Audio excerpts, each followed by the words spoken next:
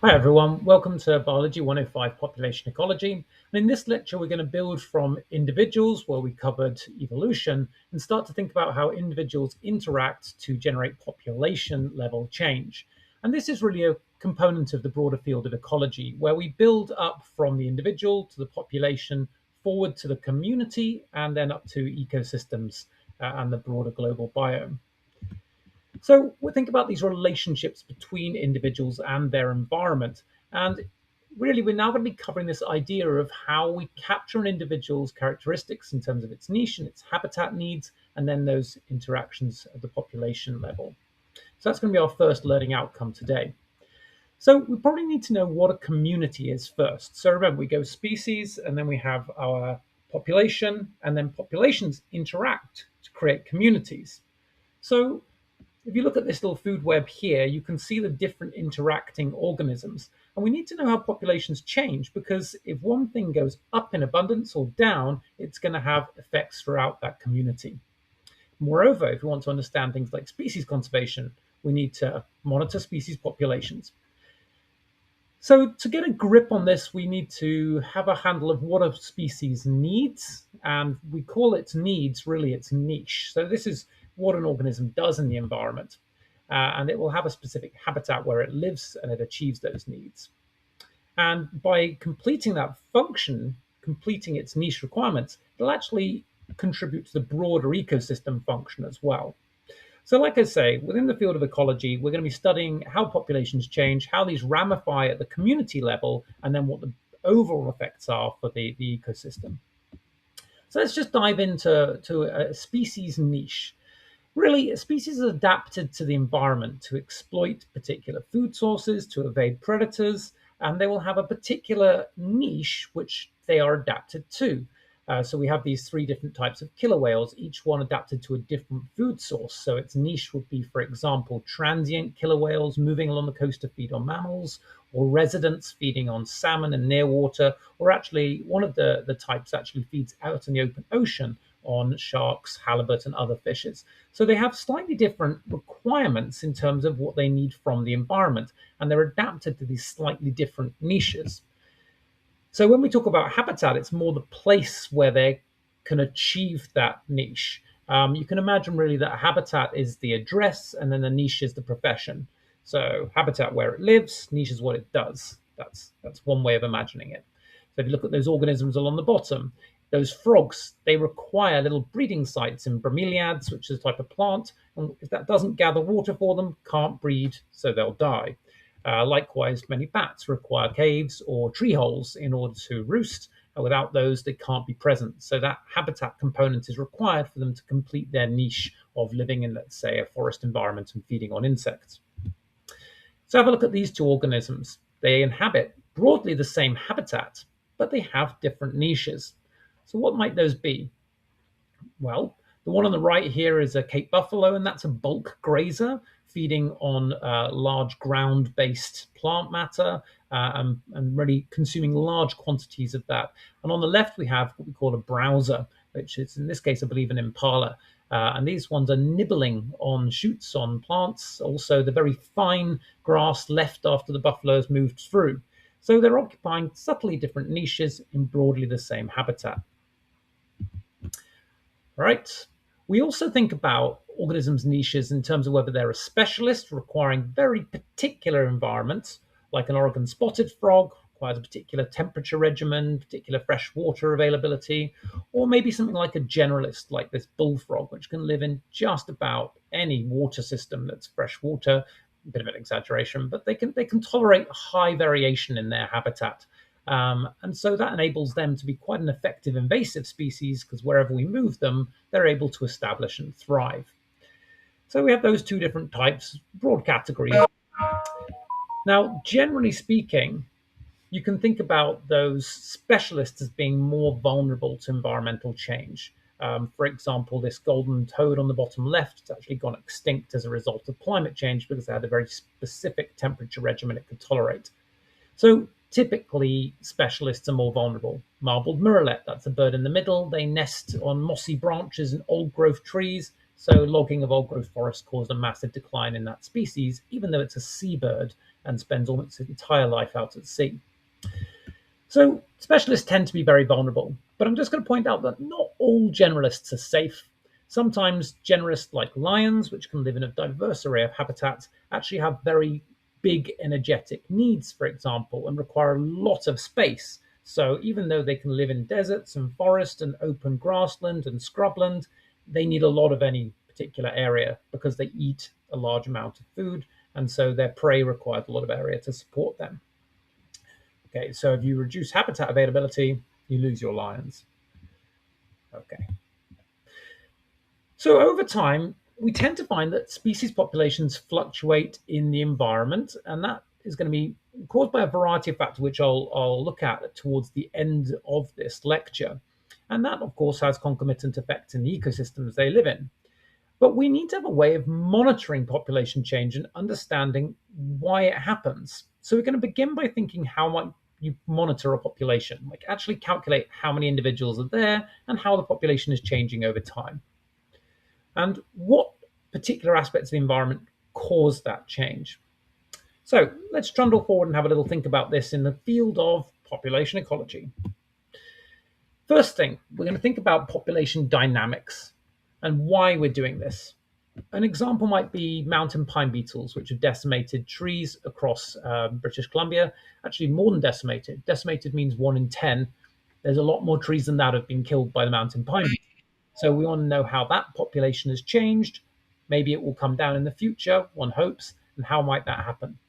You might need to understand population change for conservation, alternatively for resources, and we carefully monitor salmon populations to determine how much we can actually fish. Or it might be to look at broader functions. So reintroduction of wolves has led to fascinating changes in broader community ecology, which has changed the actual function of ecosystems where they have been reintroduced. So these kind of interesting effects. Okay, so we're going to go into our second learning outcome and look at actually how we calculate population size and change. Before we begin, we need to actually define what we mean by a population. So if I walked out into a grassy field and I said, how many caterpillars or grasshoppers are here? It would be difficult to say, where am I drawing my boundaries? And like, am I counting the total number in this field? And if I compared that to the field next door, if that other field was smaller, then it wouldn't really be a good comparison. It's like comparing whether there are more people in the Netherlands or in Canada. The Netherlands is tiny, but it's got loads of people in it, a very, very high population for the area. Whilst Canada's got maybe similar numbers of people, but they're distributed over a much larger area. So how can we really think about populations? We'll need to put a boundary around our area. And when we count our organisms, we can either think about the density, which is the number per unit area, or just the total population size. And that's just an important differentiation. It's kind of like how you might look at density and population Netherlands versus density and population of Canada. Then you can fully characterize those systems. And really, density is more comparable. All right. So boundaries are pretty easy to draw. It might be a field, it might be a forest where it breaks out into a different ecosystem. We talked about ecozones before and how we draw boundaries to define biological areas. So assuming you've defined your boundary, you can now start to calculate your change, or your growth, as we call it. So we're going to think about this little population of sparrows here and how that population might change. So what's going to cause that? What will add individuals and what will take them away? So we have natality, which is new animals added. So that's our number of births. And we have mortality, which is the deaths. That's pretty straightforward. Are those in balance or is one higher than the other? But these populations don't live in isolation. There might be another, let's say, another forest nearby, and immigration might happen that brings new individuals, or some might leave via emigration. So what you want to do is you want to add up the number that are joining via birth and immigration, and then minus the number that are dying or emigrating. And that will tell you how much you grow in any given time period. So in this case here, we have 3 birds added, 3 taken away. So what's the growth? 0. All right. Now, It's difficult to go and think forward unless we have a nice little equation that can tell us if we have a growth rate, how big will our population be in the future?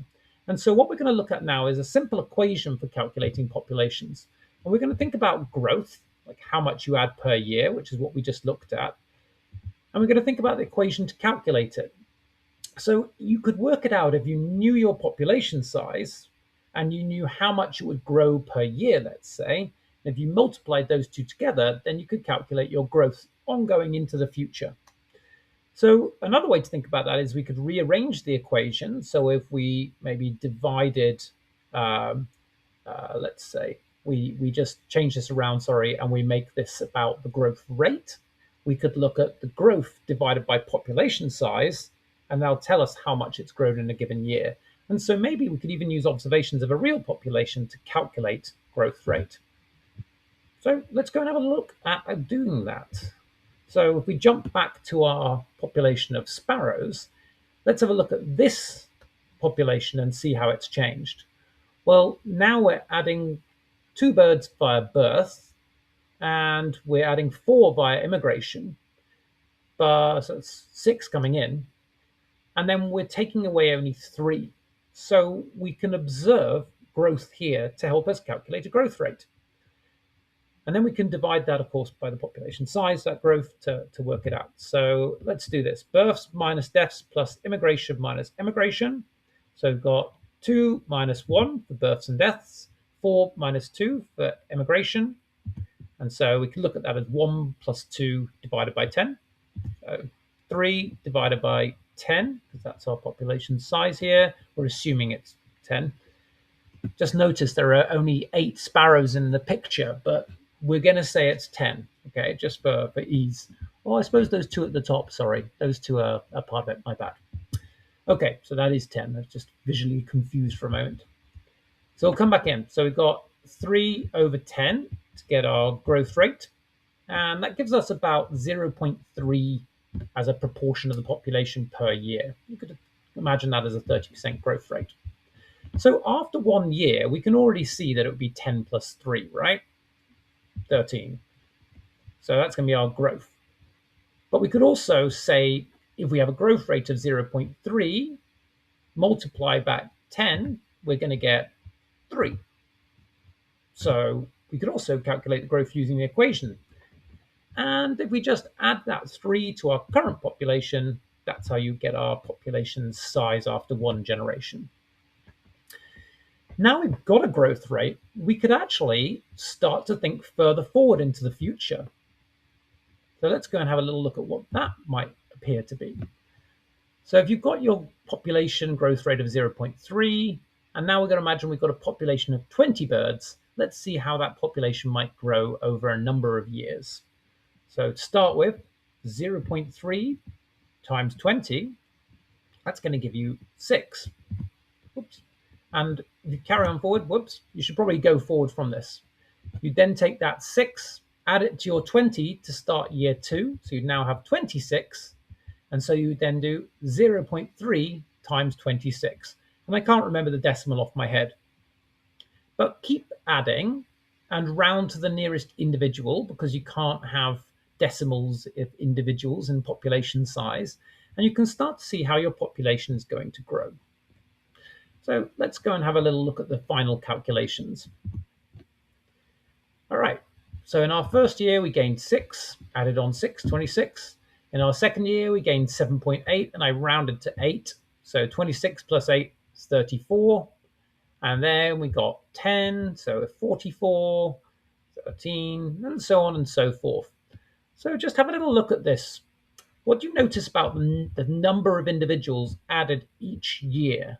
So the growth, 6, 8, 10, 13, 17. Is it going up by the same amount each time? It isn't. The actual amount of growth is getting bigger. So that's really important, because growth is increasing as population size gets larger, even though the actual growth rate is remaining the same. So why might that be? It's pretty obvious when you think about it. It's just there are more individuals to have babies and for population to grow with, right? So there's just a larger population can generate more offspring, and actual growth will therefore be larger. So the outcome of this is that if you have a consistently positive growth rate, which in our case was 0.3 all the time, then you'll generate more and more growth over time. And so this generates what we call exponential growth. So you can see that as time goes on, population size doesn't just get bigger in what we call a linear fashion, or like so. It actually starts getting bigger and bigger and bigger and bigger and bigger. So what's the consequence of that going to be if we have consistent positive growth? Well, if you imagine a chessboard and you just doubled the number of rice grains as you moved from one square to the next, you can see that the growth becomes astronomically high. And in fact, by the time you get to the end of a 64-piece chessboard, you have more rice grains than have actually existed on planet Earth at this moment in time. So exponential growth is probably impossible. So what else might we look at? Here's another example. Imagine it in this format. So take a moment to just consider this activity. Think about that.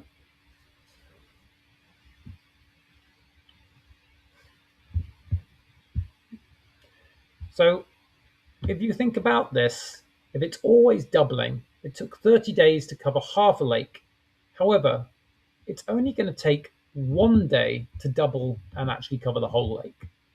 So that gives you an idea of how exponential growth can increase the speed of growth.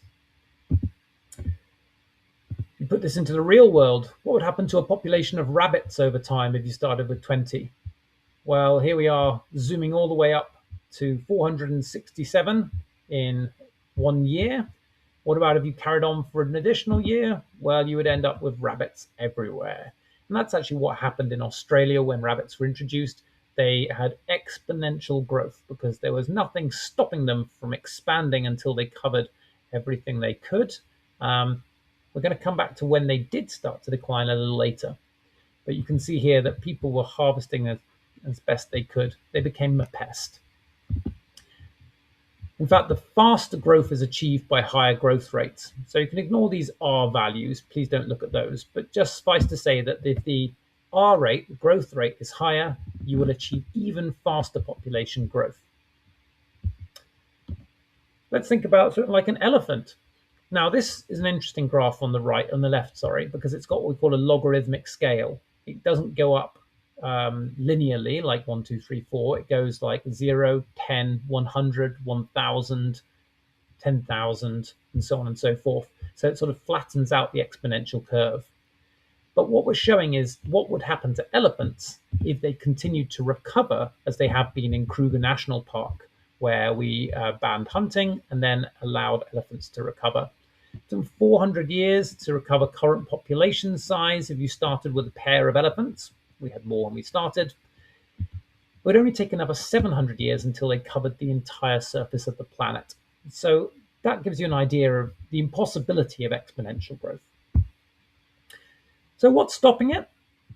The answer, of course, is something in the environment is resisting this kind of population growth. And in fact, we have a concept called a carrying capacity, which is the maximum population size that the environment can support of a given species. And we want to first focus on this environmental resistance idea. What is stopping organisms from exponentially growing? Let's go and think about that right now. That's our next learning outcome. So, what are the causes of environmental resistance? Things like space. They might need particular tree holes like our bats, and they'd run out of tree holes, no more breeding. It might be disease, which spreads more rapidly when you have a larger population. Or predator populations might respond if you increase, and so increase too and start to decrease your numbers. And then there's the most obvious, which is simply food. There is not enough food to feed that many organisms if we have exponential growth. And so what we actually tend to find is that populations slow their growth as they get close to their maximum that the environment can support the carrying capacity. And so they eventually stabilize, in theory, at a maximum carrying capacity population size, what we would call K. So you've got this balance. R is the growth rate, which is driving that exponential growth, but K is going to constrain at a maximum population. Okay.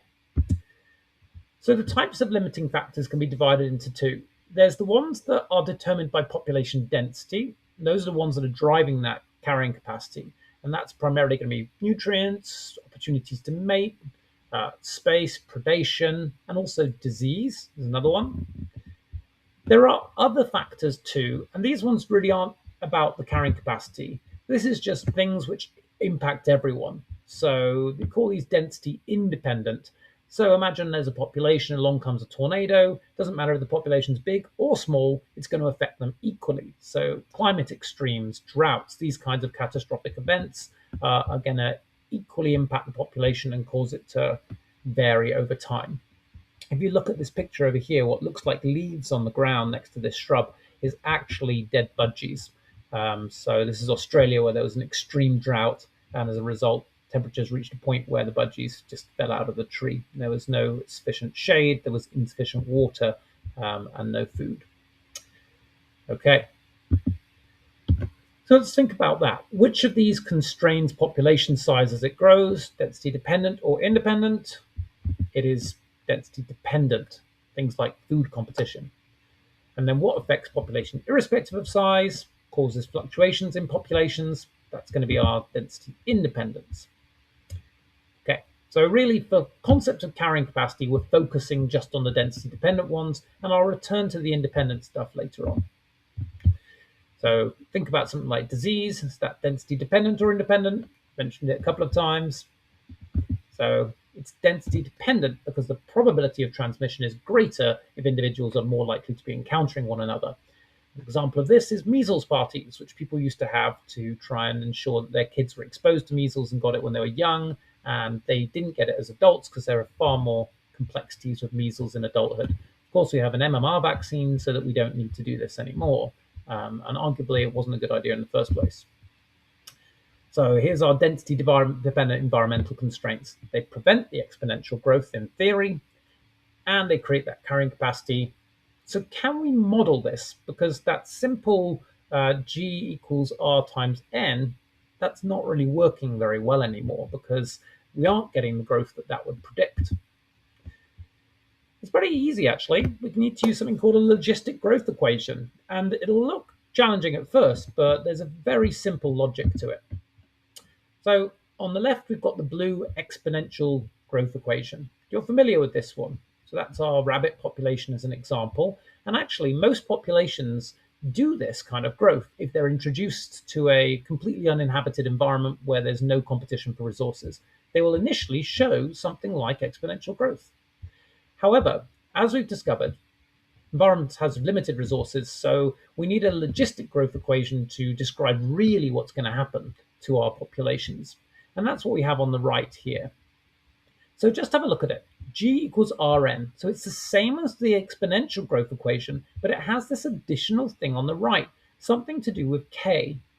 So remember, K is your carrying capacity and N is your population size.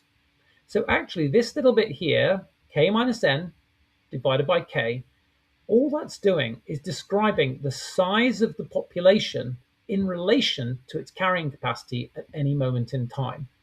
And if you multiply that by the expected growth, you can modify that growth, accounting for how close you are to your carrying capacity, right? So this little thing here is just how close are you to carrying capacity? That's how you can imagine it.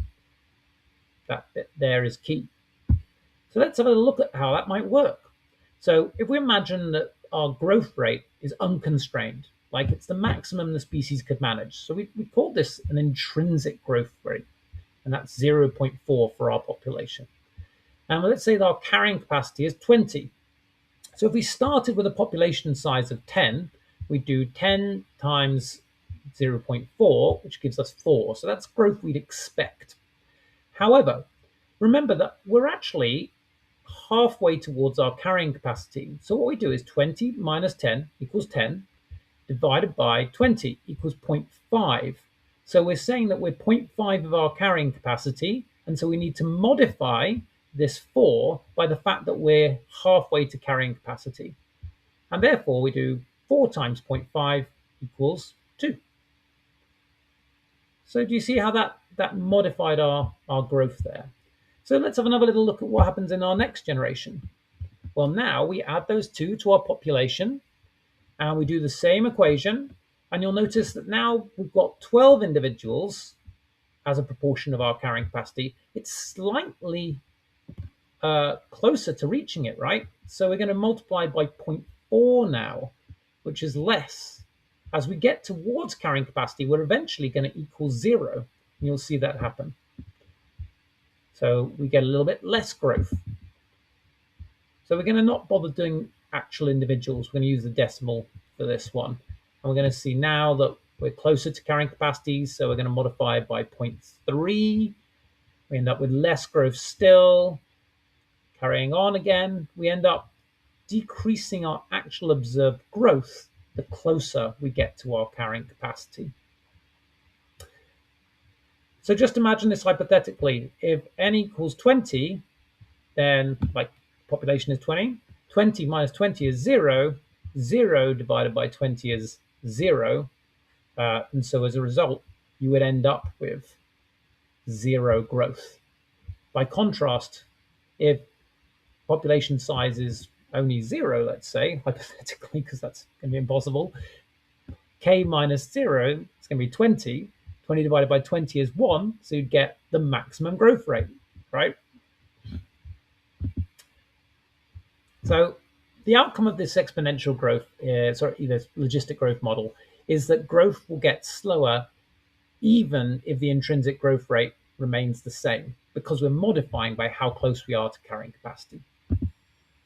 And if we start off now, let's say, with a full population beginning of 1 individual, take it all the way through to 20 individuals, you can see how that really works. So this column on the right shows you the growth, and you can actually plot that growth and show that initially it's growing slowly, then it's getting faster, and then it's getting slow again. An interesting little point here. How come it starts slower and then it meets its maximum speed at half the population?